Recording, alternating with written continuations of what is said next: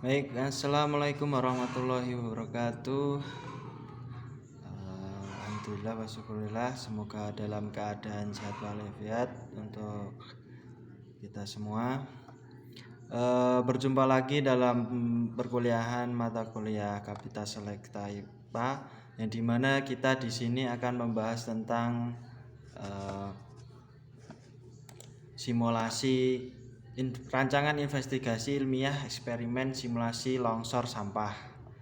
Dengan yang pertama nama tim investigasi yaitu Metana, kemudian ketua tim investigasi yaitu Haidar Juwono.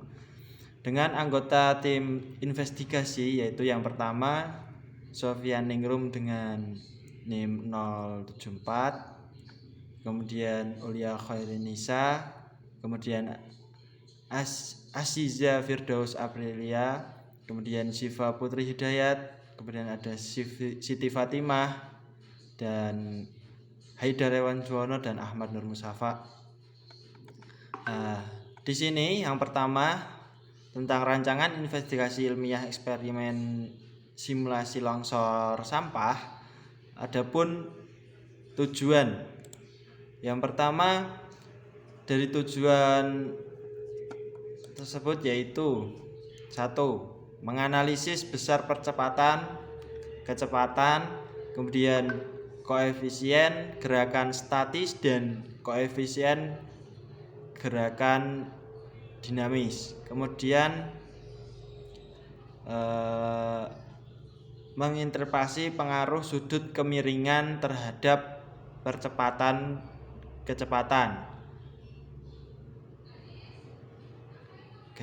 Koefisien gesekan statis dan koefisien gesekan pada simulasi longsor sampah.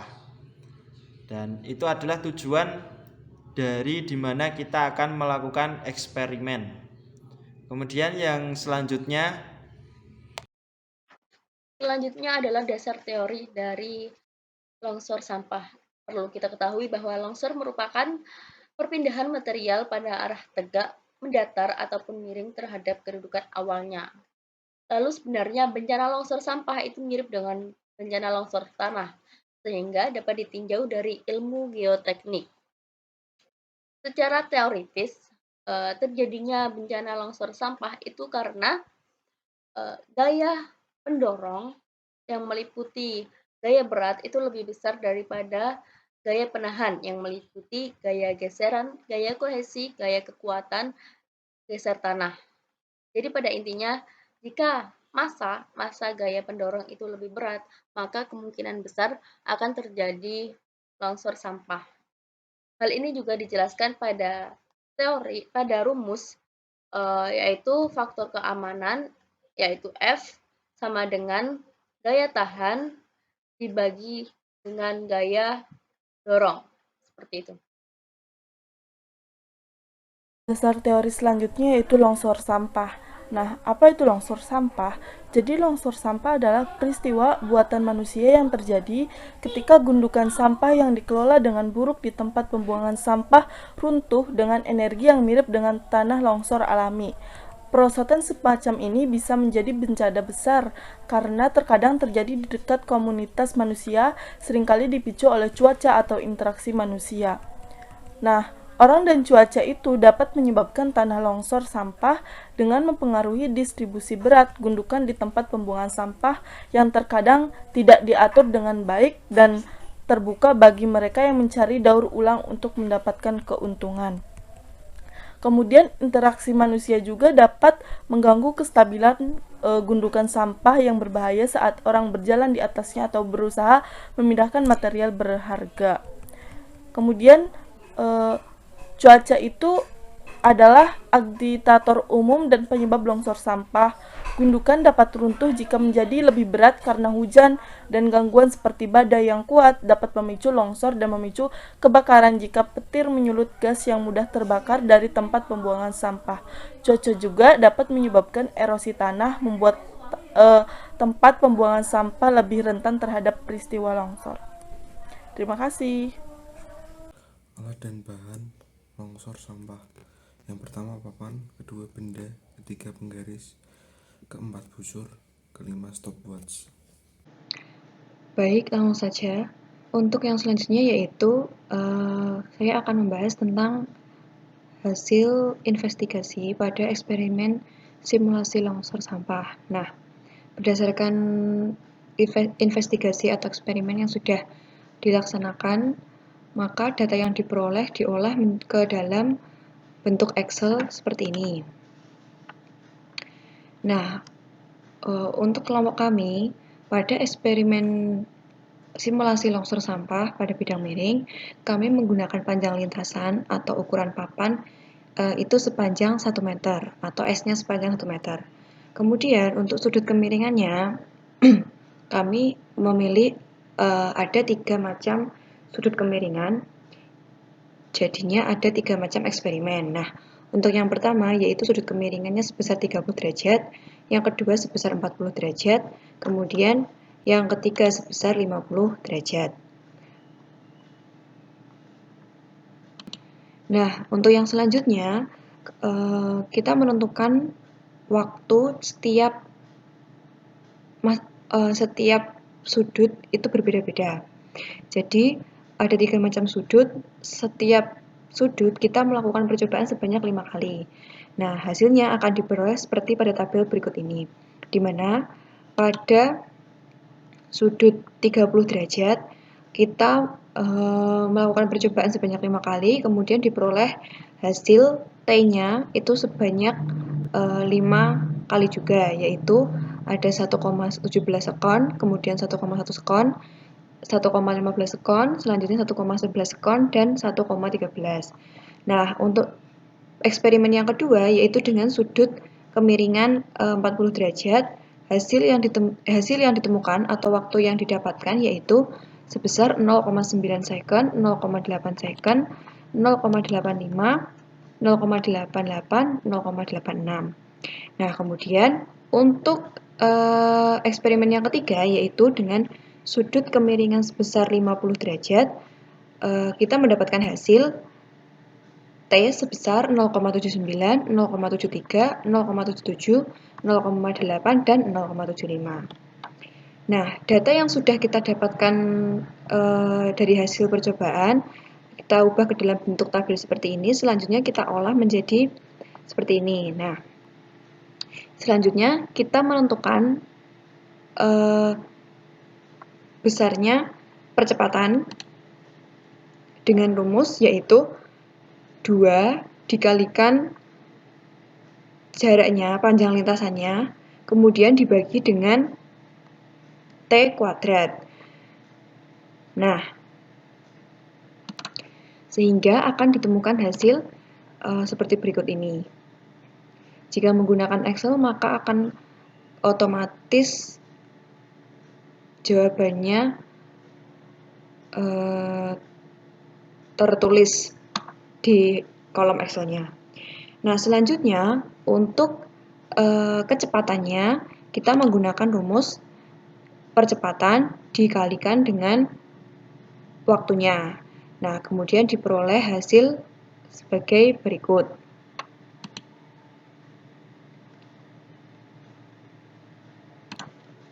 Nah, setelah kita memperoleh hasilnya, maka kita menghitung rata-ratanya, di mana rata-rata percepatan pada eksperimen pertama sebesar 1,56, rata-rata kecepatan pada eksperimen pertama sebesar 1,77. Selanjutnya kita menentukan mu S-nya. Mu S-nya itu kita menentukan dengan cara sin theta-nya itu kita bagi dengan cos theta. Nah, akan diperoleh hasil seperti ini. Kemudian untuk koefisien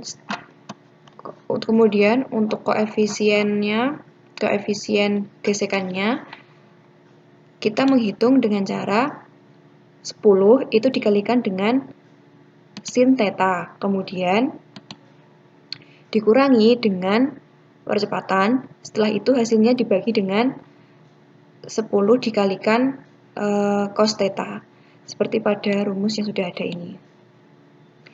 Nah, maka hasilnya akan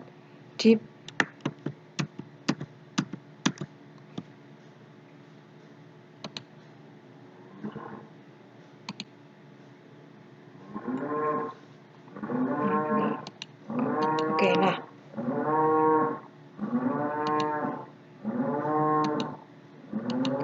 maka hasilnya akan diperoleh seperti pada tabel berikut ini. Nah, kemudian kita menghitung rata-ratanya untuk koefisien gesekan statisnya yaitu 0,58, koefisien gesekannya 0,40. Nah, itu rumus itu tadi berlaku sampai ke eksperimen kedua dan ketiga, di mana pada eksperimen kedua dengan derajat 40 derajat, kita menemukan percepatannya yaitu sebesar berturut-turut 2,47, 2,64, dan seterusnya hingga ketemu rata-ratanya sebesar 2,63. Kemudian untuk kecepatannya juga sama seperti tadi rumusnya, dan ditemukan hasilnya ini.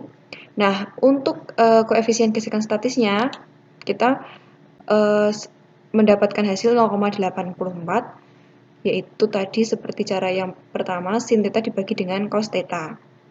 Nah, selanjutnya kita menentukan koefisien gesekan dengan rumus berikut ini. Nah, ditemukan hasilnya seperti ini. Sama seperti eksperimen sebelumnya, eksperimen yang ketiga kita juga menentukan kecepatan, diperoleh hasil berikut ini, kecepatannya seperti ini, koefisien gesekan statisnya seperti ini, dan koefisien gesekannya jawabannya ini. Untuk koefisien gesekan statisnya sama semua, yaitu sebesar 1,19. Nah, setelah data ini dibuat, maka kita akan melanjutkan ke dalam data berikut ini. Nah, untuk eksperimen yang pertama tadi, kita menghitung berapa A kuadratnya dan V kuadratnya. Nah, sudah ditemukan A kuadrat dan V kuadratnya, kita juga mencari berapakah besar koefisien gesekan kuadratnya. Nah, jika sudah ditemukan, maka akan memperoleh jawaban pada kolom seperti kolom berikut ini. Rumus tersebut itu berlaku untuk ketiga eksperimen. Nah, setelah kita menggunakan rumus tersebut untuk menentukan berapakah besarnya A kuadrat, V kuadrat, dan koefisien gesekan kuadrat, kita akan mendapatkan hasil besar dari rata-rata percepatan, rata-rata kecepatan, kemudian rata-rata dari koefisien gesekan statis, dan rata-rata koefisien gesekan. Setelah mendapatkan rata-ratanya, kita rata-rata seperti biasa kita menggunakan formula average, kemudian H6 dibagi H6 sampai dengan H10. Nah, H6 itu kan ini A-nya yang A-nya eksperimen pertama sampai dengan 10. Nah, berarti untuk menghitung rata-ratanya itu dari eksperimen yang pertama, yaitu dari percobaan pertama sampai kelima ini, kita drag. Nah, kemudian akan diperoleh hasil rata-ratanya seperti ini. Nah, kalau untuk delta percepatannya, kita menggunakan formula SQRT, kemudian 5-nya itu kita kalikan dengan A kuadratnya, setelah itu dikurangi dengan sigma dari percepatan dikuadratkan. Nah, setelah itu dibagi dengan 5 dikalikan 4, maka hasilnya akan diperoleh delta A-nya sebesar 0,08. Nah, itu berlaku untuk rumus delta V dan juga delta koefisien gesekan. Kemudian untuk KR-nya itu kita menemukan sebesar 5,03%, di mana kita menggunakan rumus yaitu Q7. Q7 tadi itu kan delta A-nya. Nah, delta A-nya ini kita bagi dengan rata-rata A-nya, rata-rata percepatannya. Kemudian kita kalikan dengan 100%. Nah, itu juga berlaku untuk rumus V dan juga mencari kecepatan dan juga mencari koefisien gesekan. Nah, itu digunakan untuk ketiga eksperimen tadi. Rumusnya tetap sama. Hanya yang membedakan sudut, kemudian hasil dari percepatannya, kemudian hasil dari kecepatannya, dan hasil dari koefisien gesekannya itu berbeda. Nah, yang terakhir, yaitu setelah kita menemukan pada eksperimen 1 sampai dengan 3 kita mendapatkan ukuran panjang papannya, maaf ini belum. Nah, ukuran panjang papannya sebesar 1 meter. Oke. Nah, kemudian untuk theta yang eksperimen pertama yaitu 30 derajat, A rata-ratanya itu 1,56, kemudian V ratanya 1,77, kemudian koefisien gesekan statis rata-ratanya 0,58, koefisien gesekan rata-ratanya 0,40. Nah, kemudian untuk yang eksperimen kedua dengan derajat 40 derajat Celcius, percepatan rata-ratanya 2,63, kecepatan rata-ratanya 2,29, koefisien gesekan statisnya 0,84, rata-rata koefisien gesekannya yaitu 0,50. Nah, untuk percepatan yang ketiga dengan sudut kemiringan 50 derajat, percepatan rata-ratanya yaitu 3,40, kemudian kecepatan rata-ratanya 2,61, kemudian koefisien gesekan statis rata-ratanya yaitu 1,19 dan koefisien gesekan rata-ratanya 0,66. Nah, setelah kita menemukan data pada tabel tersebut, maka kita membuat grafiknya seperti pada Excel-nya berikut ini. Nah, untuk grafik yang pertama yaitu grafik percepatan terhadap sudut kemiringan. Jadi, ketika percepatannya itu semakin besar, semakin tinggi, maka sudut kemiringannya itu juga akan semakin besar. Jadi, semakin tinggi atau semakin besar nilai percepatan, maka sudut kemiringannya itu akan semakin besar. Kemudian yang kedua, grafik kecepatan. Nah, grafik kecepatan juga sama. Posisinya semakin dia tinggi nilainya, maka sudut kemiringannya itu akan semakin tinggi juga. Nah, untuk yang koefisien gesekan statis dan koefisien gesekan kinetisnya itu juga sama. Bahwa semakin besar sudut kemiringannya, maka koefisien gesekannya itu juga akan semakin besar.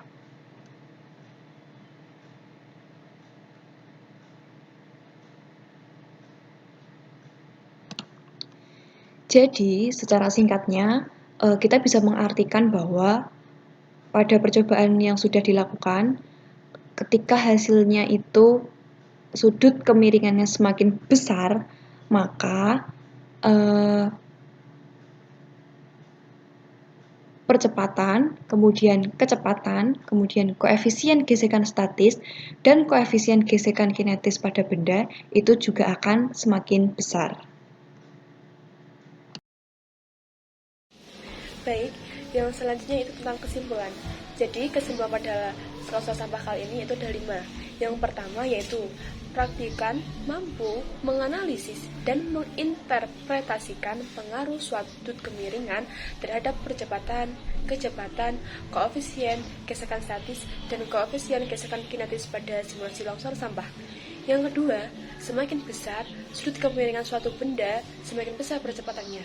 Yang ketiga, semakin besar sudut kemiringan suatu benda, semakin besar kecepatannya. Yang keempat, semakin besar sudut kemiringan suatu benda, semakin besar koefisien gesekan statisnya. Dan yang terakhir yaitu, semakin besar sudut kemiringan suatu benda, semakin kecil koefisien gesekan kinetisnya.